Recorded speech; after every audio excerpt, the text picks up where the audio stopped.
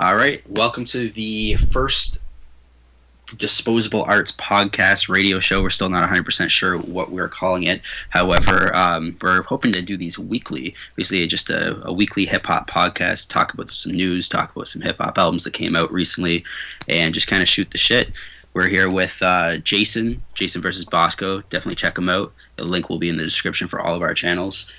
Tom, FXP420, myself, Alex from the Underground Vault. Again, you guys can subscribe to all of our channels below. We should also have Moodz 616. Again, his channel will be in the description as well. However, he couldn't make it this week. Hopefully he can join us next week. If you guys want to introduce yourselves or whatever. Sure. Of course, like you said, my name's Jason.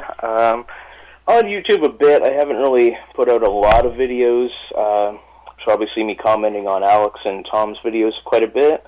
So yeah, give it a shot. Hopefully you guys enjoy it. Yeah, and my name's Tom, or FXP. I enjoy long walks on the beach and apple pie. Other than that, yeah, I do update videos and stuff, obviously. So, or if you guys haven't heard seen my channel, then not obviously, but.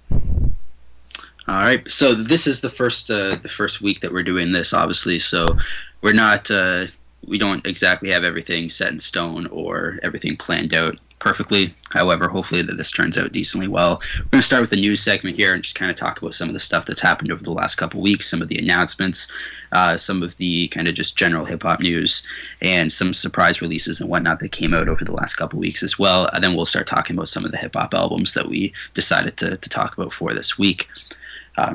So yeah, basically for the release notes, I guess, the ones that were kind of surprise releases that came out over the last couple weeks, we have El Ronius and Tubers. They released an EP called Utopian Blues. It was released on Bandcamp on January 31st of 2014 for $7, so you guys can check that out there. We have Tyler Knapp. He was one half of the group Mud Kids. He's the producer for the group, and he released an instrumental beat tape called Rare Science on February 6th. That was really dope, actually. Definitely take your time to check that one out. And the El Ronius album was pretty dope as well, or EP. We have Papoose. He released Hoodie Season 2. It was on January 30th, and it was basically his first of his one mixtape a month for 2014. I didn't give this one a listen yet, but it is for free on DatPiff. You guys can check that out. J. Cole released his new mixtape Revenge of the Dreamers on January 28th. It was on his birthday, and it was for, I guess, his celebration to Dreamville and his new record label. I assume that that's really what it is. I'm not too familiar with Dreamville, but he was celebrating his new deal on Dreamville, with Dreamville, on his birthday. We also have Apathy. He announced his new album, Connecticut Casual. It was supposed to be released in April of 2014. The cover art and whatnot is available for that as well. Same as Cunning Linguist announced Strange Journey Volume 3 on April 1st of 2014. That's going to be the release date for that, and the cover art is available for that one as well. Definitely excited for both of those releases. Sagon announced that Premiere will be producing the majority of The Greatest Story Never Told 3. There's going to be a couple tracks, I guess, produced by Just Blaze, but the majority is going to be produced by Primo, and he also put out a release date for that for May 14th. And then just today as well, Pigeon John released on Hip Hop DX that he will have a new album coming out called Aniso Man, I believe. I'm not too sure how to pronounce that, but that's going to be released on Megaforce Records on April 29th. So that's basically the releases that I have that I want to talk about. And for news, there wasn't a whole lot news-wise that I figured would be interesting for this show. But we have Murs. He signed with Strange Music, which was pretty big news and definitely a surprising kind of turnaround for Murs. And Puffy, he closed down Bad Boy, which was kind of surprising. Woo! About damn time. So yeah, that's it for the news. I actually have a couple more releases I wanted to talk about. If people didn't hear these, just throw them in real quick. You can get both of these on Access Hip Hop. The first one is Rifleman, also known as L.A. Cool.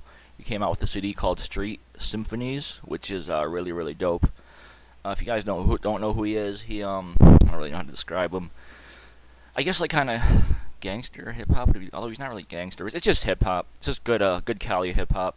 He's in a group called CVE, Chillin' Villain Empire, with a bunch of other people. And the other one is White Mike, member of Board Stiff, also out of Cali. and the name of that one is As Is. So you can get them both on Access, and it's really dope hip hop from Cali. So check it out. Yeah, I guess we can also actually mention the E&J album, the Dak Savage LP. Sure. That one definitely got a little bit more promotion prior, so everyone should have kind of expected that one to be coming out. But that one was released on February 4th, I believe. And E&J being Exile and Joe Haas, definitely check them out if you have not. It was actually a pretty solid album. Yeah. My review should be posted for that one pretty soon. And another one I guess we can also mention is Cynic. He released his Gray Sky Black Water. That was an LP from Six Symphonies. The only reason why I mentioned that because you just said Six Symphonies, but yeah, Psycho Realm, Six Symphonies. It was a pretty solid album as well. You had like features on there from Immortal Technique, Sick Jackin, Vinnie Paz, a few others. Cool. Yeah, there have been a crazy amount of releases already this year. It's insane. A really, really solid start to 2014, I would say. Definitely way better. Yeah, than I believe last year. the Pigeon John album. I believe that's called Encino Man. Yeah, and it's they released 2 singles for it on Hip Hop DX right away, and both of the singles were pretty shitty, so probably not the best one to pay attention to. But I am a Pigeon John fan, so. Have you heard the singles, Jason? Yeah. And you weren't really feeling them either? Not really, no. But I started getting into him because I remember Alex mentioned him a while back and really enjoyed his album. And I thought he was pretty good. I never heard of the dude before Alex mentioned him, but I'm not really feeling those singles. Okay, I'm gonna have to go check them out because I haven't heard them yet, so I can't talk on them, but I'll check them out. If you're not too familiar with Pigeon John, he released the Pigeon John in the Summertime Pool Party back in like 2006, I think it was. Tom, you probably know that more than I do, but I believe it was 2006 or so. But it was a really, really solid album. You had J Live on there as a feature, and just a fantastic, fantastic project. It was one of my favorites. But he did start to kind of depart from that style a little bit later in his career. But even the singles that he was releasing up to now all seem to be pretty dope, but a little bit different. But this, I don't really know. It's not really for me, I guess. So far, I'm intrigued. Like I'll check out the project, but I don't really have too many reserves for it as of now. It might kind of be. Hopefully it improves. I'm sorry. Go ahead. I was just gonna say, hopefully it improves. If there's more stuff comes out there, but we'll have to wait and see, I guess. I'm really excited for this Connecticut Casual album by Apathy. Yeah, same here. Pumped for that. Mm-hmm. Definitely. His albums are always really, really great, and like I don't know, the album cover's a bit odd, I guess. I don't know. I'm intrigued to check this out. But I think it's going to be a pretty solid album. Okay. Yeah, I can't see it not being good. Cunning Linguist also with The Strange Journey Volume 3. Like I mentioned, Cunning Linguist is always really, really dope material, but the Strange Journey series is just kind of compilation material, unreleased gems, that kind of stuff. Live performances, usually a couple thrown in there as well.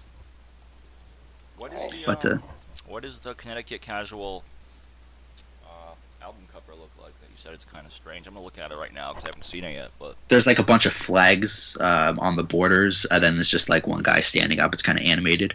It's like a white cover, very, very simplistic. Where did you see it at? I'm just curious because I know. Apathy shared it on Facebook. Okay, so let me go check that out. Okay, let's check it out real quick. Keep going. Yeah, I was just going to say as well with... I'll go ahead. He didn't release any info about the album. Just Connecticut Casual, Apathy, April 2014. That's all that he said. So I'm hoping... I don't know, Slane did this Boston project, and I just really hope it's not something sort of like that. I hope that it's like just an Apathy album. I don't really know why I would even say that it might be, but Slane did something very similar with the Boston project, and then it ended up being not really a Slane solo. I just typed in Connecticut Casual into Google, Apathy Connecticut Casual, and it came up with a really old Facebook post of his from 2012, November 4th, 2012, that says, new free EP from Apathy coming soon, titled Connecticut Casual. And that was in 2012, so maybe he changed his mind, or maybe it's not actually going to be a full album, just the EP, or maybe just a free album. I believe it's going to be a full album. I think he probably changed his mind, but I didn't even hear about that from 2012, which is odd because I definitely follow Apathy. Yeah, and I think that would be I'm looking at it right now, so it's definitely still up. Yeah, dated November 4th, 2012 at 7:18 p.m. So. Did you end up seeing the album cover at least? No, I was kind of just looking at the post here. Let me look at it now real quick. You said he put it on Facebook, right? He did put it up on Facebook, but you should just be able to do a Google Images search by now as well. I would assume so. I tried that. Yeah, I just did a search as well here, and I brought up a post. This one's from back in 2013. It says, let's see, it looks like July 2013.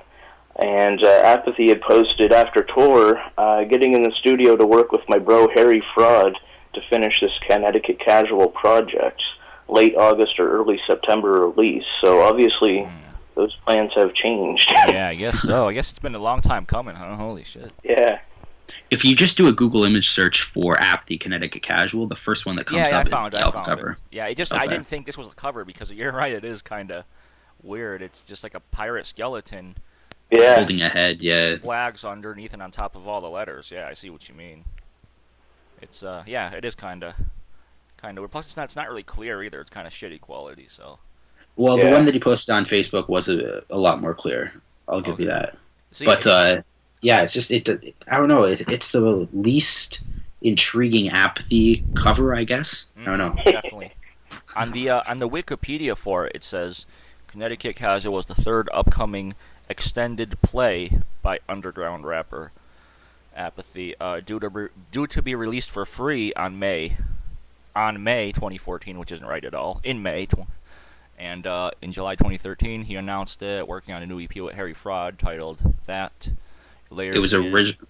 What's that? It says it was originally to be released mid-April 2014, but the date was pushed back to May 2014. So later, he stated that it would be available as a free download, and contains production by Beat Miners, Doppelgangers, Teddy Rockspin, Snow Goons, Harry Fraud, and Smoke the World. That sounds a lot better. So hopefully it'll be pretty dope. But I was hoping it would be a full album instead of like a free, which kind of makes me think that maybe there won't be physical copies, or at least it won't be released as soon as it gets dropped. So yeah, and one more thing that I didn't mention at all, and I completely forgot about this, but A$AP Rock was Facebooking or Instagramming or whatever photos of him in the lab working on Hail Mary Malon 2. Right. That's all he said, working on Hail Mary Malon 2. But excited for that. And you were just talking about that too, which I find pretty cool. Yeah, I'm definitely psyched for that. I love the first one, so. Yeah, I love that one too. It's definitely an underrated album, in my opinion. Like, even I wasn't a huge fan of it when I first heard it, but going back after really getting into A$AP Rock's discography, it's a fantastic project. It's really a lot of fun. Definitely.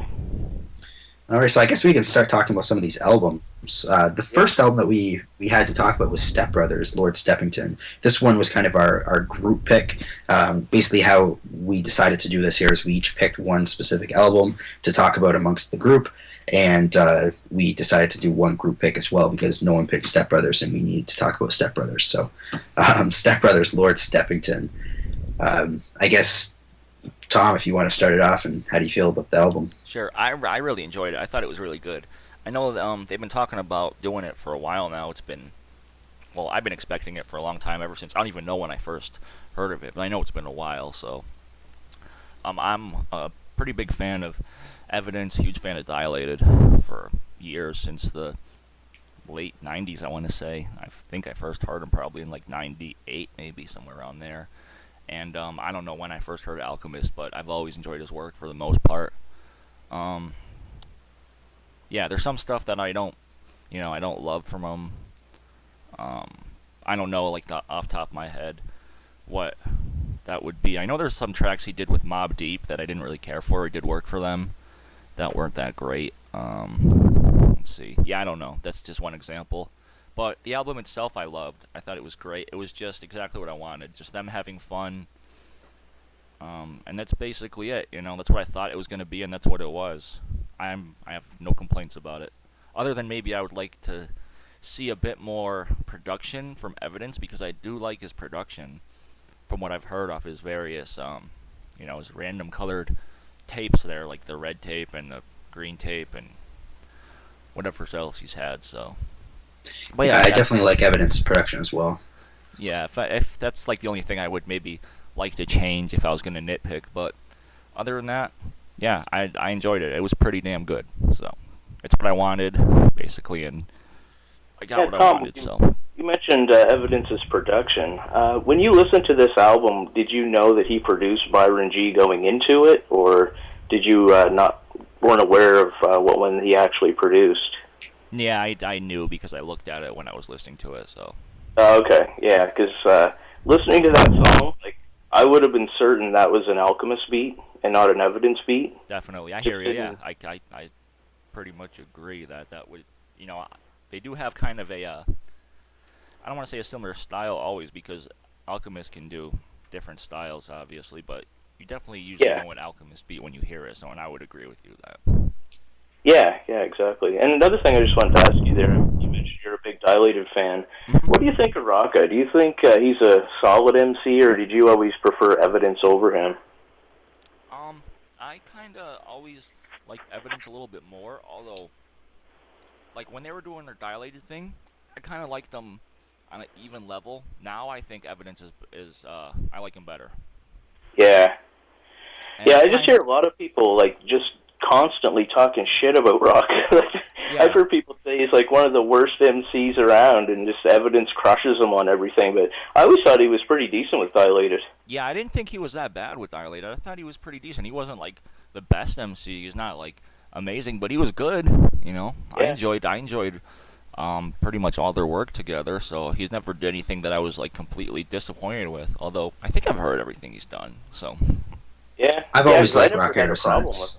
Yeah, it's like, so there's three of us there that don't really have a problem with him, but I always just hear people constantly talking shit about the guy. I've heard that as well, so yeah, I know what you mean.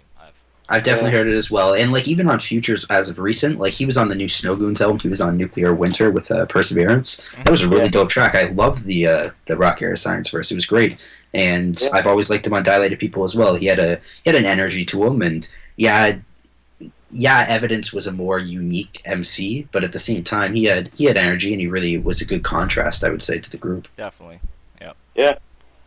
I liked it. Yeah, no problems at all with Rocker in his solo career.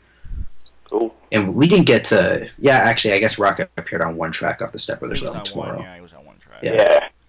With Blue. Yeah, Blue was on there as well. It was kind of an odd combination, but I like that song. Trying to pull up the track list to see who else was on it here. You guys can keep talking about it. Step Brothers? I was pretty much done, so. Yeah, cool. I could talk about the album. I did a review on this album, so if you guys want more in-depth thoughts, I guess you guys can check out the review. But I loved it. I thought it was a great project, and it was definitely a lot better than I expected it to be from me. I expected a really solid release because it's Step Brothers, it's Alchemist, it's Evidence. I expected it to be really solid and just good quality material, but this isn't the usual type material that I really gravitate towards, and it's not the type of shit that gets me really hyped and really crazy to listen to. But listening to this project, I guess reservations for it. I thought it was going to be pretty solid, but it really, really impressed me. I had a lot of fun with this album. I love how fun Alchemist was on the mic here. Like Evidence had a lot of fun too, but Alchemist really just outshined this entire project. And I guess he didn't. It's not like he was better than Evidence. It was just there's so much a bigger surprise for me. Alchemist on the mic. I enjoyed this so much more than I would enjoy the Gangrene projects, for example. I thought the Alchemist one-liners and whatnot that he would go on about, just really random and just creative shit that he would say. Like, I know that you keep on posting about this line, but the one off the, what was it, the Stepmasters track, I think it was? Flipping, like, things that flip. It's just like, that's the fucking random-ass shit that fucking Evidence, or Alchemist comes up with throughout this entire project. And you can literally go on like just Rap Genius and look up the lyrics for some of these, and Alchemist makes no sense throughout this entire project. He's just the most random fucking so outlandish shit. And yeah, it's just a fun listen. Like you can just sit there and laugh and laugh and laugh. And every time I hear people talk about this, with the exception of us, because we've all talked about this trade alone, but every time I hear people talk about it, they never bring up the humor. Like, this is a fucking hilarious project from start to finish. I love the production. I thought the production was very varied, and it was still consistent to a degree, but it did have definitely a variety with it. And I thought all the beats were done very, very well. I love See the Rich Man Play. I love how, like, just kind of, like, just haunting or just daunting and slow paced the instrumental was. And I love Rock Marciano on that track as well. I thought that just really worked well for Rock Marciano. I thought all the features were placed very, very well on the album. Didn't have any problem with any of the features. And I love the track also, The Buzzing Away. It was kind of a smoking-oriented track to a degree, but I just love how random Evidence was off that track. He said a line, I forget exactly what the line was, but he said something about how he's driving high, hit the pound, or hashtag hit the pound, save a dog, bring it back to the yard, and just like random ass shit. Like it makes no sense on a bar-to-bar level. Like he says just, I don't know, just ridiculous shit all the time. And it was a really, really comical and fun release. I had a lot of fun with this. Yeah, you know, one thing I did want to say though was well, I don't really usually care for Domo Genesis from what's this group? Odd Future. Odd Future. Yeah, I'm usually not too big a fan of those dudes, but he really didn't. I wasn't really too disappointed by him on this. I thought he fit it. You know, he fit pretty well. I didn't like hate his verse or anything. So he was all right for me on that. Yeah, and the Hooligans weren't terrible either. Like they weren't the star of the show by any means, but at the same time, yeah, I'm generally really bored by Domo Genesis, but the features were placed correctly off this album. I definitely agree with that. Yeah. Now, you've both mentioned that you would like to see more Evidence production off this album, and I kind of disagree with that. I like Evidence as a producer, but I like the fact that just one producer. Like, one producer handling an album always just ends up being a better project. Even though this album was there was a lot of diversity within the instrumentals, it still felt like it was a solid project, and I think that might have been taken away a little bit if Evidence was handling more of the production. And like you said, the Byron G instrumental by Evidence, it sounded almost identical to an Alchemist beat. So, you know what? Yeah, I really didn't mind having Alchemist produce the whole thing. Like, like Tom is the one that said that he would prefer Evidence have more beats, but I was fine with Alchemist doing the whole thing. No, I didn't say I would prefer him. I said I wouldn't mind if he would do it. You know, it's not like I dislike the production. I just said that it would be nice if he did, but I didn't I wouldn't want to replace it with his production. I said it would be cool if we could get that because I do like him as a producer. Yeah. Okay, I get that. Yeah. And also I wanted to say that this album wasn't recorded. You know, like they didn't just like sit down and record it. This album's been coming for a while now since they've been talking about it. I guess they've been working on it, or so they were saying. So 2009 to 2013. That's what Wikipedia says for the recorded. Yeah, they've been working on it for a while. So it's been a while in the making now, and this is what they came up with. So I think they did pretty damn good. And the packaging is really dope as well. Like it's like velvet shit. Like if you get a chance to check out the packaging, just fucking check it out. And the skits off this thing either. I didn't mention the skits, but the skits are hilarious as well. They're not. There's no like individual skits, but there's like I guess interludes and whatnot throughout the album. Yeah, exactly. They're all this like I guess high class like English tea party shit, and it's like just most random fucking album of all time. Like I don't know. I had so much fun with this project. Same here. And it was from guys that I wouldn't expect it to be like that. Like I expected it just to be like a kind of a street record or more serious tone, maybe some conceptual tracks in there. I did not expect it to be like this. And maybe that's why it was so good because they were just having fun with it and they didn't I guess maybe feel pressure to make that kind of record. They just made what they wanted to make and that's it. And and it was great. It worked out great for them. So. Yeah, well, I saw an interview with both of them, and basically the way this came about is, I guess, Evidence would just come over to Alchemist Studio, and Alchemist would just have beats, and they would just sit there and write rhymes, and he would just come over randomly, and throughout that period of time, they put the album together. So, like you said, it was quite a while getting it together, right. But that's how they did it, essentially. Yeah, and I watched that interview, too, and the cool thing was Alchemist wasn't even telling Evidence that they were doing tracks together, basically. Like, he didn't show them any of the tracks when they were done. It was just kind of by the end, Alchemist had a full album worth of material. Right. Yeah. Cool. So yeah, and I love this album as well. And getting back to like Alchemist lines, with "Mums in the Garage," as they pronounced it, with Action Bronson. You would think Action Bronson he's normally a really entertaining, comical guy, but I think Alchemist had the funniest, craziest lines on that song. He said one was, cashmere sweaters made for golfing, looting a coffin high enough to communicate with a dolphin. Like how much weed are these guys smoking before they're doing this?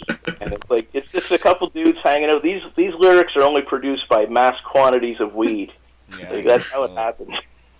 Do you have the full lyric sheet for that track up?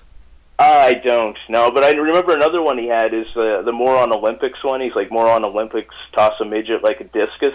Like, Yeah. That was one of my favorite. Where is this coming from, Alchemist? Yeah, like, that was just great. I hear you.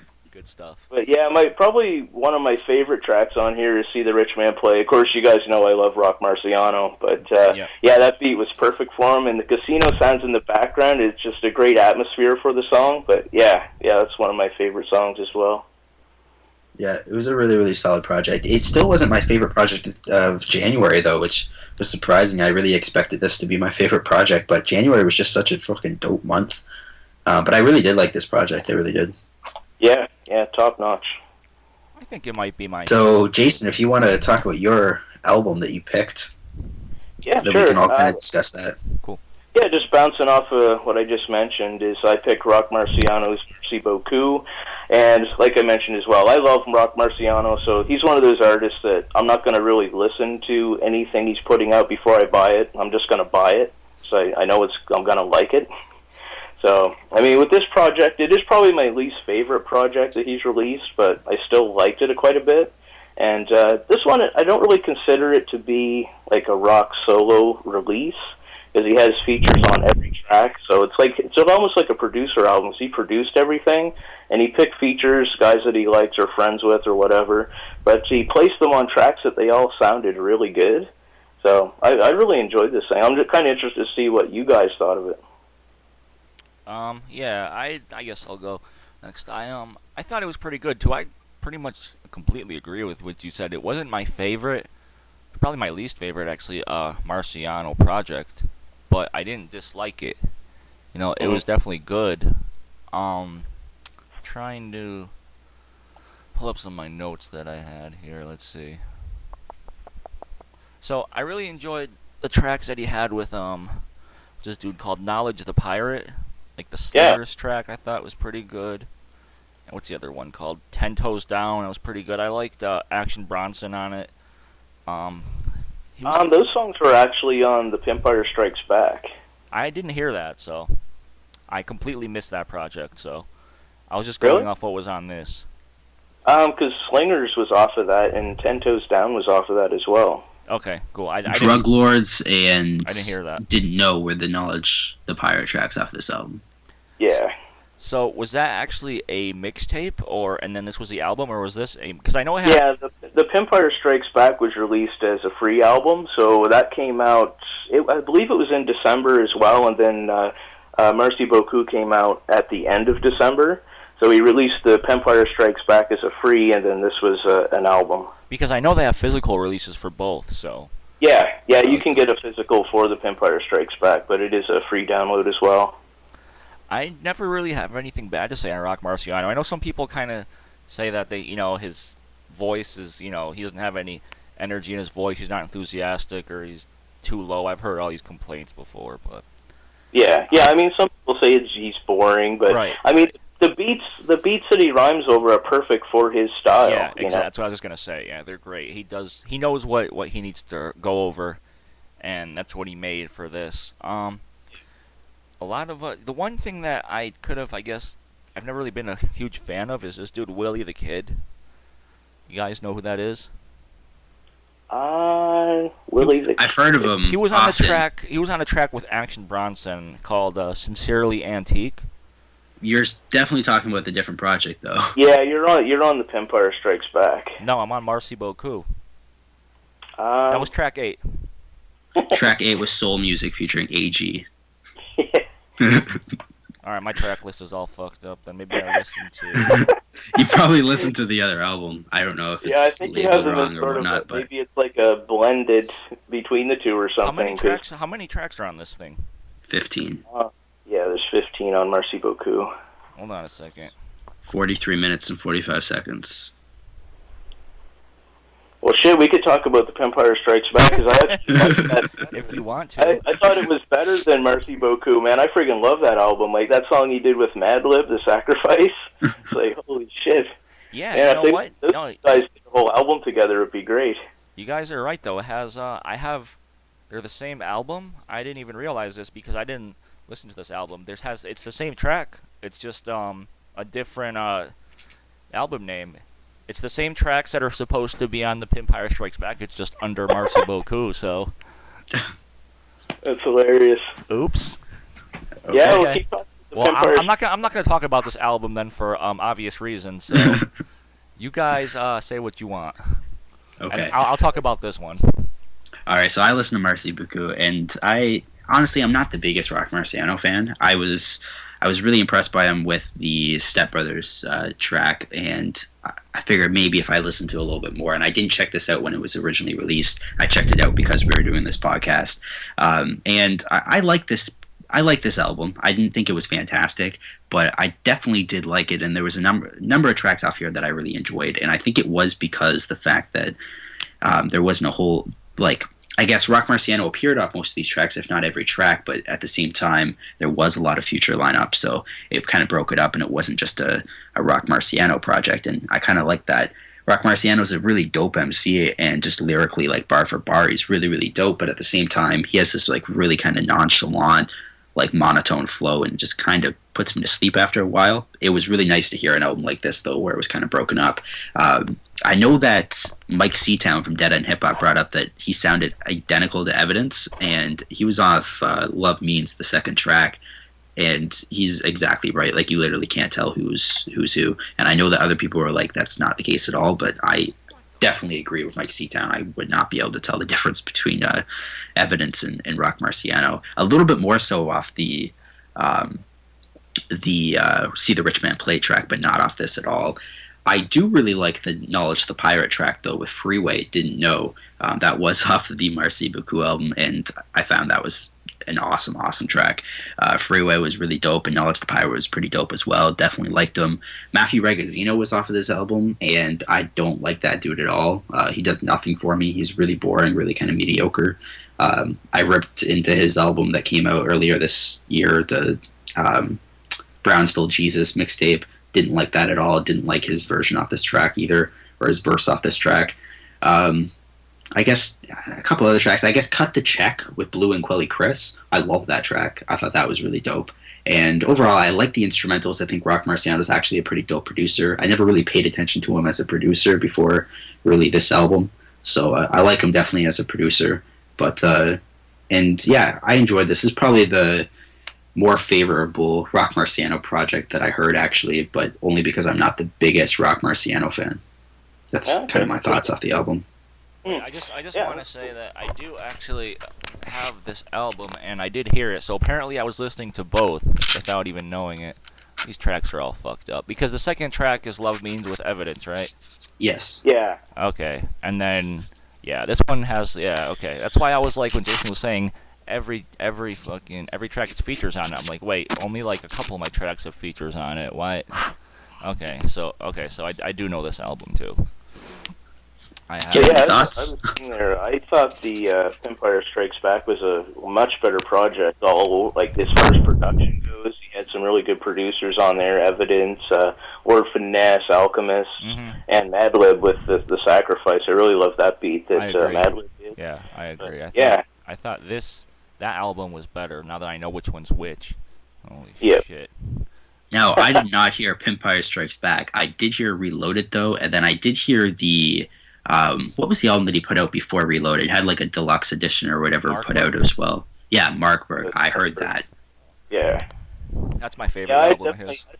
I think Marsberg and Reloaded are top of the line rock material, but this one, like I said, he has a feature on every track. It's sort of almost like, it's not really a full Rock Marciano project, but it's still good stuff. One question I had, though, was do you guys recall the track Willie Manchester with the dude SAS on there? SRS? Or SAS? English, wait, I just closed it. SAS, he's like has an English accent. I don't remember that track, no.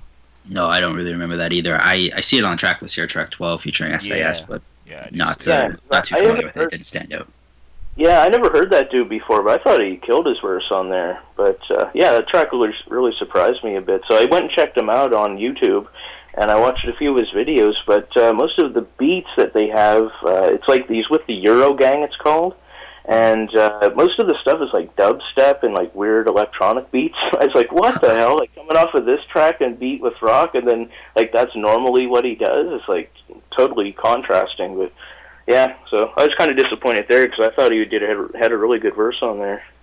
The only guy off here that I actually became a fan of, because I was familiar with most of the features off here, was Knowledge the Pirate. I thought he definitely kind of stand out, and I liked him. Otherwise, I guess Matthew Ragazzino was the only other standout feature, but it was a standout in a negative way. I thought his verse was fucking boring. Yeah, pretty much. The only other song I would mention on this that I really liked a lot was Soul Music with AG. That was a really cool beat on there. I definitely thought that was a really dope track, yeah. Yeah, I like that one, too. Although my favorite song on here was Love Means With Evidence, probably. I'm just a huge Evidence fan. Or at least one of my favorites. Kind of like Soul Music, too. And then, like I said, tracks with Knowledge the Pirate, the correct tracks with Knowledge the Pirate, which are Drug Lords and Didn't Know? Yeah, yes. Didn't Know. Okay. With Freeway. Yeah. So those the one thing I could have done without is Boldy James on Trying to Come Up. I didn't really care for Boldy James. He was kind of just like there, either like take. That was the only feature I really didn't like was Boldy James, and I forgot to mention that. Yeah. Yeah, like but I really like the drums on that track. Were really good though. They were, yeah. That was pretty dope.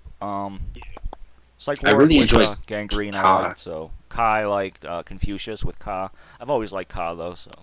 Yeah, Confucius is a really good song with Ka. The other song that Ka was on, it's like I didn't really enjoy that one that much. I was with Guilty Simpson. Yeah, this one was definitely Squeeze. Yep. Yeah, but I was surprised how good Guilty Simpson sounded like between those two guys because he had a really laid-back delivery. I thought he sounded really good on that track, but Kai wasn't really enjoying that much. Yeah, I think Confucius was definitely the better one out of those two, for sure. I would agree. Yeah. Yeah, so and like you said on the Trying to Come Up, I really do like the drums off that track as well. Yeah, the crazy drums on there. And I'll just mention quickly as well, you brought up Psych Ward, and did you think that sounded sort of like an Alchemist beat? Yeah, I mean, I could see how it could be. Yeah. I could see how, it's funny, he had the Alchemist, he had an Alchemist on there, and it did sound sort of like an Alchemist beat. Yeah, definitely, I could see how it could be. Too. Yeah. I think cool. So that's pretty much it for that one, I guess. I really enjoyed. Well, I wouldn't say I really enjoyed it. I mean, it's a good project. So yeah. All right, Tom, if you want to get into your album. Yeah, I picked Marc Smith. I always fucking say this shit backwards. Emskee and E the Fifth with Marc Smith LP. Emskee being a New York MC. Hasn't had too many projects out. I believe 3, 4, something like that, all on the same label, Diggers with Gratitude out of the UK. I really love this album. This was my favorite project, one of my favorites of last year, and I'm still listening to it pretty much every day, at least. This is one of those albums that I really have no issues with, and I can't find any flaws with. So I know people disagree with that because I've heard people talking about it, but first off, I'm just going to say I wasn't really familiar with any of the features other than Saint, which is him, Emskee, and what's the other guy's name? Saint, yeah. The Saint, I guess is his name, and together they're in a group called The Good People, so it's a little side note there. That's the only feature I knew, and I do like him. Emskee did all the production, and because he's a DJ originally, he kind of just raps on the side. So for rapping on the side, though, I think he's a pretty damn good rapper. I would definitely agree. I really like this project. What else? Let's see. So the tracks were all fucking great. Crackwater was great. What's the other one? Enunciate, I think, was on YouTube, so I know that was definitely up there. I'm Ready with the Saint, Fuck Shit Up. I mean, all these tracks were good. They're just I don't think I had a favorite track, 'cause a lot of them were really, really dope. I don't know what to say about this other than it was fucking a great album. Yeah. I don't know. You guys can fucking say what you want. I have nothing more to say. This was just amazing. I loved it. I can go. I thought this is actually a really, really solid project. It did take me a couple listens to really get into. I don't know what was going on my first listen, but I must have just really not been paying attention. But as soon as I threw it on the second time, I thought this was fantastic. It's definitely your kind of 90s throwback boom bap hip hop album from start to finish all the way through. You don't really get you don't really get a whole lot of diversity, but at the same time he makes it really interesting. The production, like you mentioned, you said it was entirely produced by Emskee himself? Yeah, I'm pretty positive about that. Let me double check. But Emskee and E the Fifth obviously did the production, but Emskee and E the Fifth did the production. So yeah, they did the whole thing. Okay, so Emskee did some of the production. It wasn't just E the Fifth, because I was thinking E the Fifth was the producer. I'm almost he is the producer, but Emskee's a producer too. They did it together. So that's what I read anyway. Let me double check that, but that's what I read. So. Okay, but yeah, I thought the production was all really, really stellar. My favorite track off this entire project was Intellect Interject. It was track 3. Mm-hmm. I thought that was just fucking, I thought it was great. Definitely one of my favorite tracks that I've heard, and I guess this is a 2013 release, so I would have to say it was 2013, but it was one of my favorite tracks that I've heard as of late. And I wasn't familiar with any of the Futures. I definitely wasn't familiar with Saint either. What was the group that you said they were a part of? The Good People. It's the Good People. And Emskee. Yeah, it's just them two. I'll definitely have to check them out because I really like that track as well. They were on the track I'm Ready. And I thought it was a really solid project. I really like this, and like I said, it's your consistent boom bap project. It's very, very consistent all the way through. You did have a little bit of kind of production change up every once in a while, but for the most part, it's a really, really solid kind of throwback '90s hip hop album. And Emskee actually is a really, really dope MC as well. Like you mentioned, if this is his first time on the mic, he sounds really fucking dope off this entire project. It's not his first time. I think he's had 2 previous projects before this, as well as a couple collaborations. But he's, like I said, usually he's DJing, so he could do both really well. Yeah, he just had a lot of flavor on the mic. I found that I really enjoyed it, and I was really interested in checking out just his delivery and his flow and delivery. Yeah, it was really, really solid. I like this project. He just has a really good presence on the mic, he's just agreed there. I don't know who else to describe it other than like you said, flavor, delivery, whatever you want to call it, presence, fucking.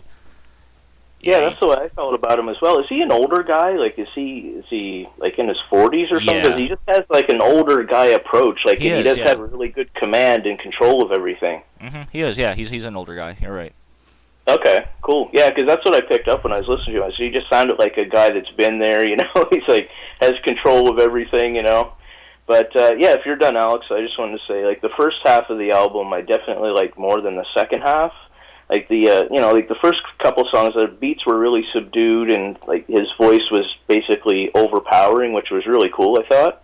But then when it hit Enunciate, that one was it's almost like a ray of sunshine just coming through the clouds. Because that beat, man, it's the beat is so much brighter than the other previous beats on there. But the second half of the album kind of just died down a bit for me. But I think my favorite track on the whole thing, it was track 10, Raw Cavernous. Okay. I thought that was a really great track. Yep. But the couple last songs there, what was it, Fuck Shit Up and How Do You Say? Yeah, those 2 were probably my least favorite tracks on it. But definitely a solid album, and glad I checked this out when you mentioned it, Tom, because definitely a fan of Emskee now. I really did like Fuck Shit Up, actually, and I did like the other track as well. Take a minute with it was both of the tracks had Ben Illa and Jesus Mason or Jesus Mason or whatever. Yep. I'm not that was familiar one with thing I was going to say too. Is that guy? Is his name Jesus Mason or Jesus Mason? Is he godly or is he Mexican? What's the deal? I think he's Mexican. I think it's Jesus. Maybe he's a Mexican god. Could be. Yeah. But anyways, I enjoyed both the Futures, and I thought the Futures were pretty dope. You only had the 3 basically that were on here: Ella, Jesus Mason or whatever, and Saint. But all 3 did a great job, and I like the fact that there was little to no Futures. The album length wasn't even that bad. I didn't figure normally a lot of these throwback '90s boom bap albums, if it's a 16-track album, I think this was 16 tracks, right? 15, 16 12. tracks. 12, really? 12 tracks. Yep. Yeah. Okay. Sorry. Anyways, it didn't deter anything. Like by the end of the listen, I was still having a lot of enjoyment with this, and I didn't really get what Jason was saying with the album kind of becoming a bit more lackluster, I guess, on the second half. I really enjoyed this entire thing all the way through. My favorite tracks, though, were on the first half for sure. Like Enunciate was really dope. Intellect, Interject, like I said, my favorite track off the album. But I really loved I'm Ready as well, and I really love Fuck Shit Up. So I thought the production was pretty consistent overall too. In my opinion, I didn't really get what Jason was saying, and I didn't really feel it. I just thought it was, like I said, pretty consistent throughout. I just didn't like those two tracks, really. I don't know. Fuck Shit Up was just kind of boring to me. I didn't like the hook on it, and I don't know, just kind of found it a little bit boring as well. It's not saying they're bad tracks. It's just in comparison to the first half, which I was really loving. Right. And as it went on, like closing with those two songs back to back, and they happen to be my least favorite on the thing. So, but yeah, I mean, it's a solid album though. I really enjoyed it. Yeah, it's not going to be for everybody. Obviously, it is like that, 90s throwback. Boom bap shit, I guess you could describe it, or just I just call it fucking good 90s hip hop. That's what I call it. I did want to say that, what are these guys called? Jesus Mason, and Ben Illa are actually, I completely forgot about this. They're two guys that Emskee is working with, so they're going to be doing more work together in the future. So if you guys liked them, didn't like them, whatever, they're going to be doing more stuff in the future. So good to know. He does have. And is this released on Fat Beats? No, this is on Diggers with Gratitude. They're a label just like Chopped Herring from the UK that puts out stuff from. Because I know Fat Beats is distributing it, so they were at least the vinyl. Yeah, they're sold out now. So if you guys want to get this album, you got to hit up Emskee if he has any more copies. I know at the show that I was at, he had some copies with him there, and he was selling them there as well. But I think he's sold out now because this was a limited album. So. He does have another album from 2009 that was only released in Japan called Seen Heard. Hardly Seen, Hardly Heard. That's what it was called. And on Goon Tracks in Japan. That one... Kind of an odd... Yeah, it was... Odd location. That one was really dope. It was basically half produced by Nick Wiz and half produced by The Saint, which is him and... his partner there from the Good People. So I definitely recommend checking that one out too if you guys can find it. Love Nick Wiz. Celadwell is always really, really dope. Yeah. But I'll definitely check that out. Same here. And so is it only a vinyl release or is it on CD as well? Only a vinyl, and I believe it's digital as well. Yeah, only vinyl and digital. So. Yeah, and 350 copies limited too. Right. Okay. That's usually how his projects are. They're usually really limited, and like I said, he releases shit himself with in collaboration with Diggers with Gratitude. So they are, like a limited label. So. Yeah. Fair. Yeah, so that's all I really had about that. Definitely check him out. Check out Emskee. He's just a dope, really cool dude too. Talked to him for a little bit, and he just seemed really, willing to talk, just down to earth, really dope. So. And what's his radio show? Is there any way we can plug that or anything? I know he's a DJ and radio monitor on what the fuck is it called? Hold on. Not WNYU. I'll find out for later on the show. Okay. I guess I can get into my album. The EP or album that I chose is an EP. Toronto-based hip-hop or Ontario-based hip-hop. I guess I'm not even 100% sure if it's Toronto, but I believe so. Anyways, Ontario. First Division with The Critical Path Part 1. I checked this out. It was on Hip Hop Bootleggers. It's a free project, so you guys can download it and whatnot. Definitely download it. It's a great project. But I checked it out because 5 of the 8 tracks were produced by Marco Polo. Marco Polo, one of my favorite producers. Just a fantastic producer from all around. But yeah, I really, really enjoyed this EP. It was kind of your hardcore boom bap project. And not so much like a 90s throwback album like the Emskee was, but it was definitely a lot more kind of new school and traditional. But it was really, really dope. I really, really enjoyed this project. I know, Jason, you brought this up, but the Take Your Time, the last track off the album, definitely had a lot more kind of laid-back tone. But it was really the only track that had that kind of laid-back or surprise to it. otherwise, it was just a really fucking solid album. 8 tracks, like I mentioned. The intro was done by Marco Polo, so if you want to kind of exclude the intro, it was only really 4 tracks out of the 7 that were produced by Marco Polo. But the other producers on here, you had Beatwise on a couple tracks, and Ninth Uno as well on 1 track. But yeah, I don't know. There's not too much to say about this. They had Torre off 1 track, The Trade. My favorite track off this entire album was Life and Death, track 2, basically the starting track of the album. But I really enjoyed Bottom Line as well, track 5.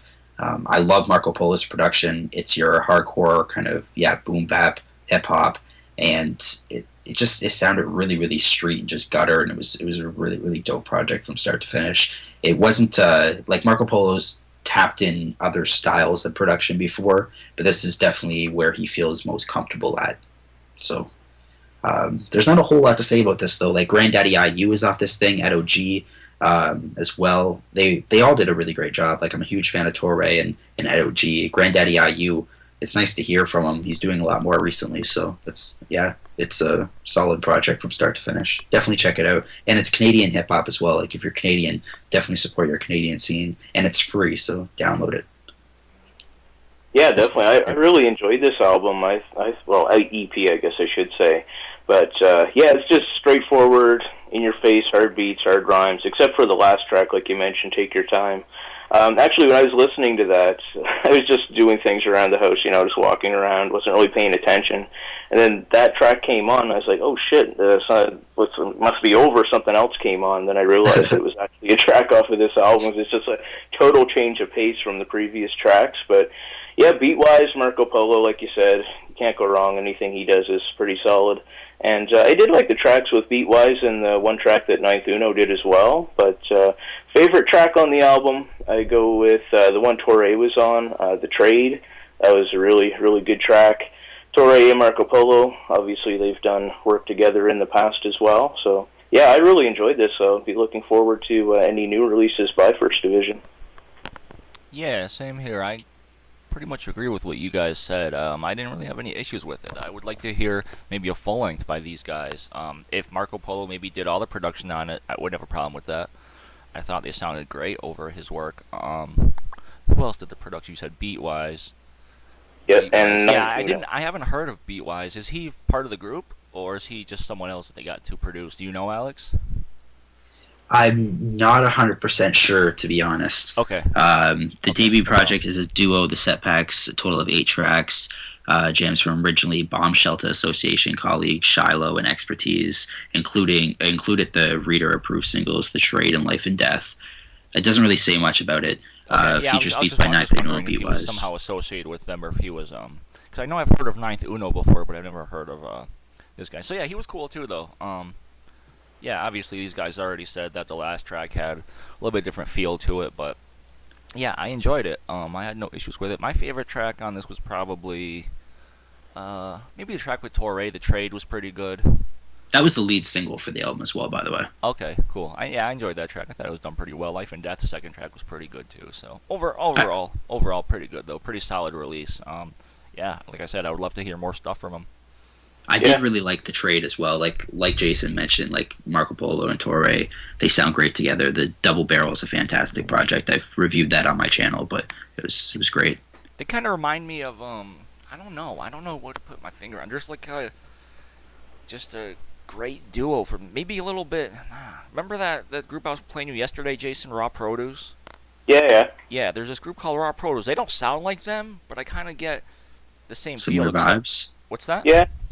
Just similar vibes. Just kind of similar vibes, except the production maybe was a little bit harder on. Maybe I don't know if I want to say harder, but just you know what I mean, Jason? It was just different production. Yeah. I can see what you're saying with that. Yeah, I mean Marco Polo beats are a little bit more aggressive and hard sounding with the drums than the raw aggressive. But yeah, aggressive would be a good. They just remind me of just kind of that '90s or just that. Yeah, just a really good duo that work great together. So. Yeah, definitely. So that's kind of all I had. Let me say before I do forget though. Were you guys done talking about this? I'm sorry. Yeah, I'm good. Okay, cool. So just let me say before I forget, if you guys want to check out Emskee's radio show here, it is on Friday nights, 10 p.m. to midnight, on WBAI in New York, and you could listen online, I believe. Just type in WBAI in New York City. So, and just maybe we could put a link up as well. Yeah, we could do that too. Yeah, definitely. We could put a link. So yeah, that's all I wanted to say about that. So sorry. All right. So, is there anything else anyone really wanted to mention? Oh, I did want to say one thing before I forget. That has nothing to do with really anything other than my previous thought from before about Willie the Kid. You guys aren't really familiar with him? No, not really. No. Yeah, I've definitely heard the name lots, and he's appeared on lots of features over the last couple of years. But no, I'm not too familiar with Willie the Kid. No. Yeah, he wasn't really. I'm not really a big fan of him, but he's actually cousins with La the Dark Man. Oh, okay. Oh, okay. Yeah, even though they don't really have, any kind of resemblance rap-wise, in my opinion, I think that a lot of Darkman like fucking is way better than him lyrically, and yeah, that's just my opinion though. Disagree with me, say whatever you want, but is it Law the Dark Man or is it L.A. the Dark Man? I've heard it both ways. L.A. the Dark Man, Law the Dark Man. I don't know. Okay. Yeah. He released an album a couple years back, maybe in 2012. It was so fucking shitty, though. Like, I swear to God. I remember that album. I remember that was bad. Yeah. Yeah, it was really bad. But the album that he put out, like in what was it, like 98 or not? Something like that. I have that. I want to say The Heist, but that's not called The Heist. Hold on a second. Let me find out because I have the album. I bought it actually when I was in I have the album as well, but it doesn't. I don't know. The Heist. I just keep on thinking of Macklemore. Heist of the Century. That's what it was. Okay, that makes more sense. Yep. But that was fantastic. That was great. That's one of my favorite, like, Wu-Tang. Definitely one of my favorite Wu-Tang affiliate projects. Mm-hmm. Same here. Yep, I agree. And I think I reviewed that on the channel as well at one point. So I was just going to say one funny thing. I just typed in Willie the Kid in Wikipedia, and it came up saying Willie the Kid was a Canadian thoroughbred racehorse. I guess Willie the Kid the rapper has not made Wikipedia yet. I guess not. That's too bad. Well, he could be a Canadian bred racehorse. True. We should definitely refer to him as that, like on future lineups and whatnot. It features Willie. Yeah, features Willie the Kid from Canada, the racehorse. Rock Marciano featuring the Canadian racehorse. Oh, that's awesome. Good. That is awesome. Yeah. So, did we have anything else we wanted to talk about? I don't remember now. I'm too fucking high for this. No, I think we're good. But yeah, definitely check out our channels, like I said at the beginning, and Moodz as well. Like Moodz should be part of this podcast. He will be in future episodes. We were going to talk about, and well, obviously a Moodz album as well. We'll talk about it next week, so we'll wait for next week to talk about that one. But yeah, definitely check out Moodz channel, Moodz616. All of our channels will be in the description. Definitely go subscribe, check us out. And yeah, I guess that's basically it. This should be up probably tomorrow, I'd say. Like I'm off tomorrow, so I'll be doing the editing and whatnot. So cool. We should be able to have this up by tomorrow. Cool. Sorry, I guess Monday. So every Monday we should be able to have one of these up, recording them on Sunday. Yeah, we're gonna try to make this a weekly thing in case we haven't mentioned this yet. We're gonna try to do this weekly thing, including all the other maybe possible side things that we're doing. I know me and Alex did a couple already. Hopefully Jason maybe able to jump in on a couple of those too, like the lists that we were doing and stuff like that. So yeah, hopefully. I really enjoy doing those, and I really enjoy doing stuff like this as well. So hopefully as much shit as possible. I guess real briefly we could talk about some of the albums that we're listening to as of now, like aside from the podcast, if we want to do this for just a few. Sure. I'm listening to the Animal Serum by Prince Poe and Oh No. I think that's a great project. The Bookhead EP by JJ Doom. There's this new instrumental project that I've been listening to, but I think that I need to listen to it more to really enjoy a lot more, but it's by this guy called like Cognitive. It's spelt weird though. I'll leave it in the description probably, but it's Monometric is the name of the project. I thought that was actually pretty dope, but it feels like I should be liking it more than I am. I mentioned the Cynic project, the Gray Sky Black Water, but definitely digging that. And yeah, I guess that's basically it. Then the E&J Dag Savage, however, I'm kind of done listening to that now. I just did a review on it, so kind of trying to do as many reviews as possible as of late. And some of the Chopped Herring releases as well. I downloaded all of them, so trying to knock them out and listen to them. Nice. I'll go, I guess. So yeah, I've been listening to just like Alex said, the Prince Poe and oh my mind's went blank. Was it Oh Prince no. and Oh No album, Animal Serum? Yep. Um, what else do I have here? Let me see. I just pulled up my list. So also the Dag Savage E and J. That was pretty good. Pretty good. I enjoyed that. I usually listen to a lot of older stuff when I buy it. So let me go through that real quick. Also the Chopped Herring stuff, like you said, the Brass Tacks Game Is Like EP. Loving that one right now. Really dope. Really dope EP from Chopped Herring. What's that cassette re-release that you got? The one with the purple cover. Formulating Fathers. Yeah, that shit was fucking dope. Yep. Like, I really fucking love that release. That's a good one. I was checking it out and whatnot, some of the tracks that were on YouTube, and I need to get a full download link for that, because I think actually maybe Undercream put it up, but I'm not too sure. But anyways, it was solid from what I heard so far. I had a lot of fun with that one. Yeah, I know it is out there. I just saw it online. So, by the way, I am going to be giving a copy of that away on my channel for my next contest, which is coming up soon on my YouTube channel. So, a copy of that cassette? Yeah. So, if you guys want to try to win a copy of that cassette, definitely check out my channel, subscribe. So, nice. Yeah, definitely do so. It's one, you should subscribe to his channel anyways. But that tape is fucking dope. Yeah, or if you just want to buy it, just go to Lost Records, and you can cop it from there too. By the way, let me get back to what I was doing here. So, Deep Concentration, a little Deep Concentration camp, which is kind of like a comp from the years 93 to 95. Also on Chopped Herring, it's Connecticut hip-hop, early 90s Connecticut hip-hop. So, the originals of this were pretty damn hard to find. So, off the Deep Concentration camp, you had Black Dick off 2 tracks. I fucking love that guy's name. Mention that, but Black Dick, which features Birdie Fly. So I thought that was yeah. Cool. And then also Black. He appears off 2 tracks too. Like it's like he's the only guy that appears off here twice, and his name's Black Dick. Black Dick had an uproar on track 4, so. Yeah, I know it was pretty humorous. I forgot all about that, but thank you for bringing that up. Let's see, what else have I been listening to lately? So, what do I have here in the crate? Some Finsta Bundy, which I got. I'm going to be doing another vinyl update probably tomorrow. So, Back to the Lab, another Dope Folks compilation. No Doze, also off of Lost Records. Flip to the back here. Oh, this dude I wanted to mention. Dr. Beckett. I know I've talked about him a little bit recently. Really, really dope rapper out of Maryland, I believe he's from. He's been putting in a lot of work over the past, I don't know, maybe like 10 or so years, probably more than that, but I found him only a few years ago, and he's become one of my new favorite artists as of late, so, or last couple, I say late, but last 2 years, so just starting to pick up his stuff on vinyl. Some of it's really hard to find, so. One more thing I did want to talk about, Raw Produce, that's it. Raw Produce, a nice little EP of unreleased tracks that came out in 2006. So, if you don't know who Raw Produce is, they are a duo from Boston. Came out in the mid-90s, kind of.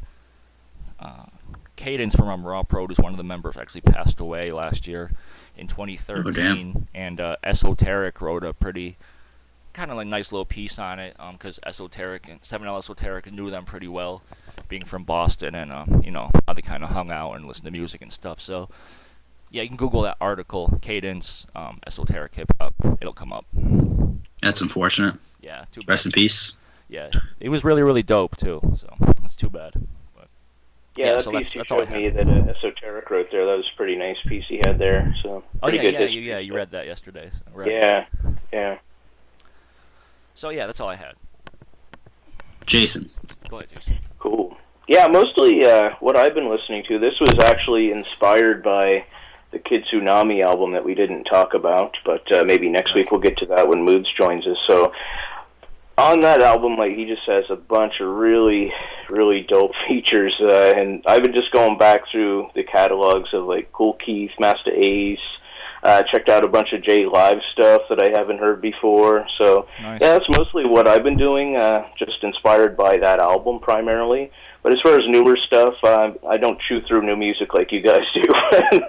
But I just try to pick up bits and pieces. What you guys say is really good. So I did check out the Dag Savage. That was pretty good stuff. So, yeah, so I'll be trying to pick up some more stuff you guys are dropping and see what's up in terms of new material. But yeah, other than the stuff we talked about and just going back through older stuff this week, that's about all I've been listening to.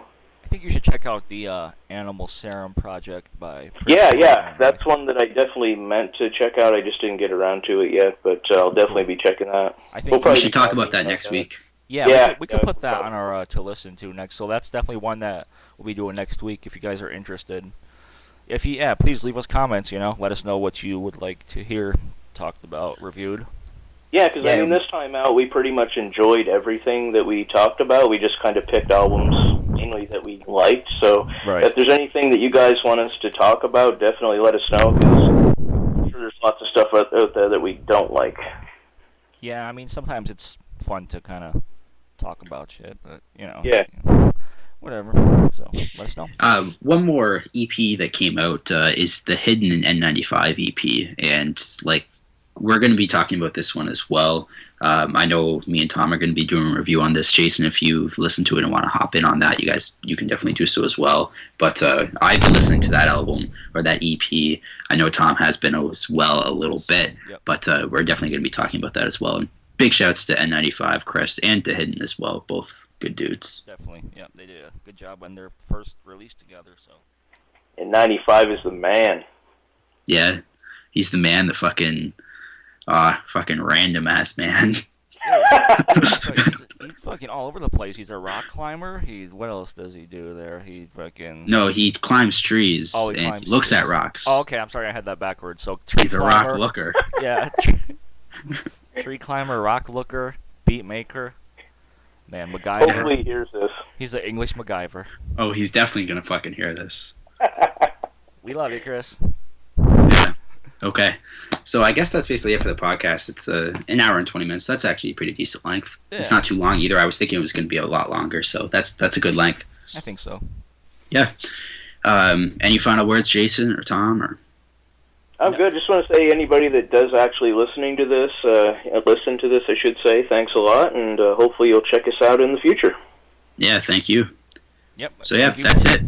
That's a Disposable Arts podcast radio show episode, whatever you want to call it. We're still not 100% sure. Hopefully we can get a better intro and everything for next week and weeks to come. But yeah, thank you guys for listening.